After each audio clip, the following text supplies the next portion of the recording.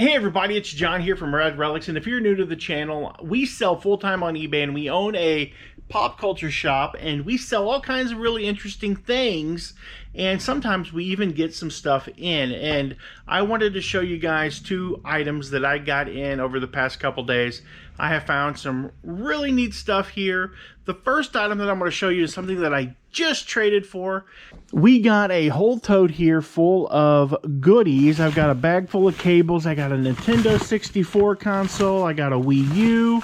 I've got a Nintendo Wii. I've got a Dreamcast. I got a couple Dreamcast controllers. That Xbox 360 actually came from the house. I got a couple of Sega Genesis controllers, a Nintendo Wii, and then I got, let's see here, the Dreamcast. I believe I already said that. I got this Dreamcast console, which is pretty cool. I got some Sega Genesis games. I got Troy Aikman Football. I got Bubsy, which is pretty cool. I got Teenage Mutant Ninja Turtles Tournament Fighters. And then we got Vector Man for the Sega. And then I got a couple of Sega Dreamcast games. This one is called Trick Scene. There's actually another disc in the console there. Nothing super spectacular, but I didn't pay a ton for it. I did get Sonic the Hedgehog Pinball, and then there's Sonic 2. And I got all of this for $50, plus I gave like $50 in-store credit. And most of the stuff that I have in store, like the 50 bucks, I probably had maybe, I'm going to say maybe 10 bucks in it, the stuff that he actually took. So I gave 60 bucks for this whole tote of video game stuff. I didn't test any of the console stuff, which could be a big no-no. I definitely would suggest, if you're opening up a video game store, to like just take stuff in without testing it.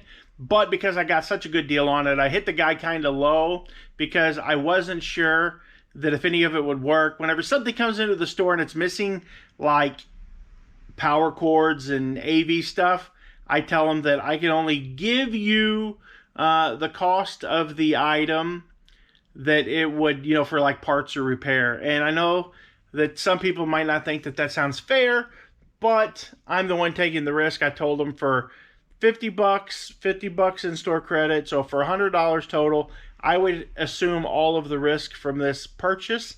And at the end of the day, if it turns out to be bust and I'd make nothing on it, then that's a chance that I'm willing to take. But it has to be at a price that I'm willing to take that chance at. And that's going to be bottom of the barrel. Okay guys, the next item that I want to show you is a box of comic books. This came in the other day.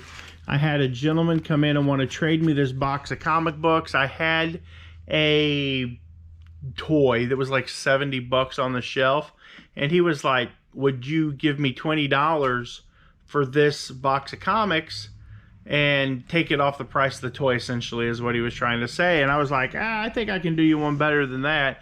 I just traded him the toy, the $70 toy, for the box of comics. I think I probably had like 30 bucks in the toy, and I'm not exactly sure what's in this box, but what I'm going to do is I'm going to go through and I'm going to sort out this box of comic books, and we're going to see what is actually in here. I'm kind of curious. I looked through it, thumbed through it, seeing that a lot of it was mostly new stuff, a couple runs, but we're going to see what's actually in the box. Well, I'm going to do all the sorting, and you guys will be back in like 1 second, and all the work will already be done. So let's get to it. Okay guys, that took a minute. I'm going to show you guys what I've got laid out here. I've sorted the comic books by title.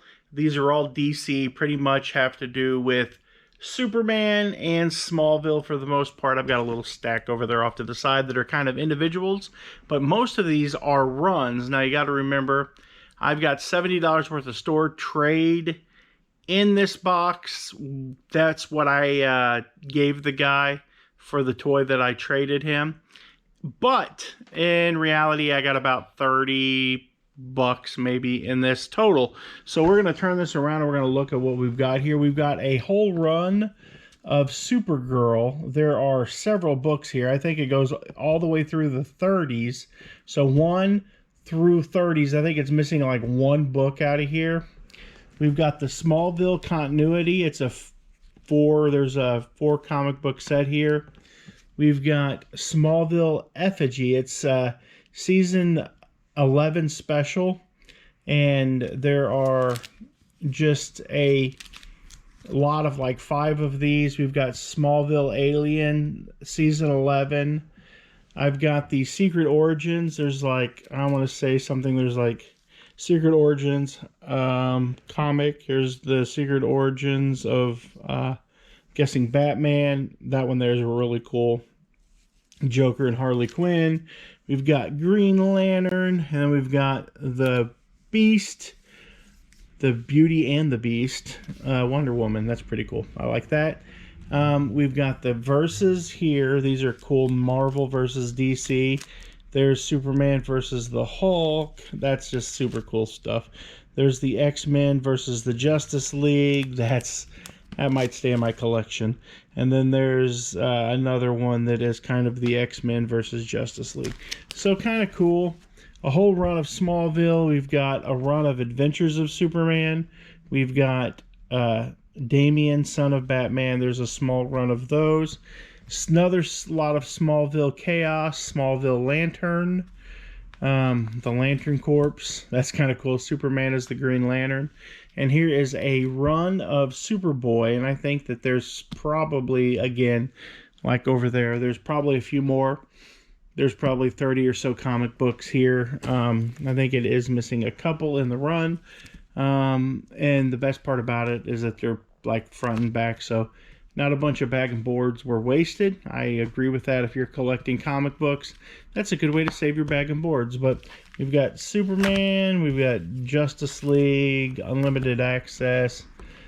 Let's see what we can find here. Let's see if we can look at some of the older stuff. This was kind of cool. Number 2, the original Ghost Rider rides again. That's kind of cool. Needs a bag and board. Conan, and that might be Superman Under a Yellow Sun, kind of a graphic novel. That's pretty cool. A novel by Clark Kent, which is kind of cool. That'd be really cool to get signed by one of the Supermen.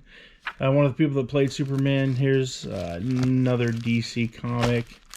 And here we go. This one was the last one. It was kind of cool. It was a 20-cent action comic. Don't know anything about it. Don't know anything about that issue.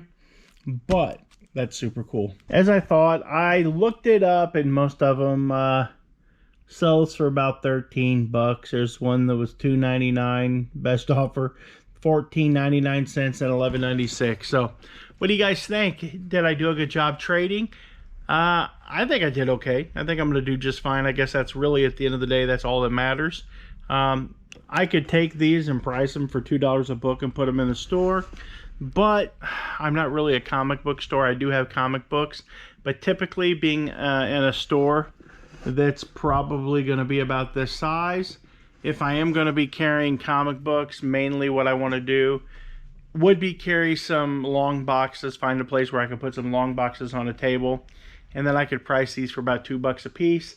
And there's probably, I want to say $300 here at $2 a piece, but it would take forever to sell. So what I want to do is, since I have these runs, I'm going to maximize my profit. I'm going to list them on eBay and get rid of them, because it's mostly new stuff. Well, stuff from 2013, 2014. So it's not exactly new, but I think that at the end of the day, I'm going to be able to make some money on this, and that's what we're in this game for. So if you like what you've seen, then go down and give that like button a karate chop and uppercut the subscribe button. That's kind of goofy, but you know what I mean. So that'd be pretty awesome if you would do that, help a brother out. And as always, thank you guys for watching. You have a good day. God bless.